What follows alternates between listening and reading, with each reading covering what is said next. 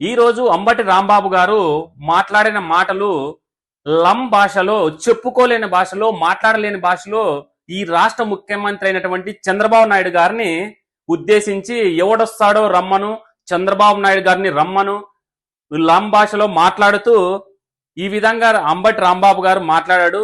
గతంలో పట్టాభి గారు మాట్లాడినప్పుడు కేవలం ఆయన బోసిడీకే అన్న పదాన్ని అంత కాంట్రవర్సీ చేసి దాన్ని జగన్మోహన్ రెడ్డి గారు దాన్ని ఉద్దేశించి ఈ విధంగా మాట్లాడడం వల్ల నా ఫ్యాన్స్ ఎవరు అట్టయి ఈ విధంగా దాడి చేశారనేసి వాళ్ళని వెనుకేసుకొచ్చాడు.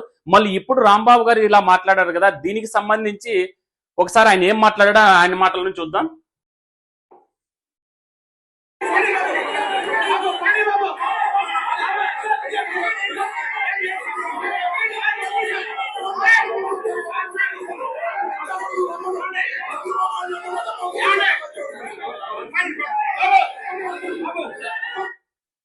రమ్మను లం భాషలో అంటూ, అలాగే చంద్రబాబు గారిని వాళ్ళ అమ్మ మొగుని రమ్మను అన్నట్టు ఈ రాష్ట్ర ముఖ్యమంత్రిని ఈ విధంగా మాట్లాడాడు.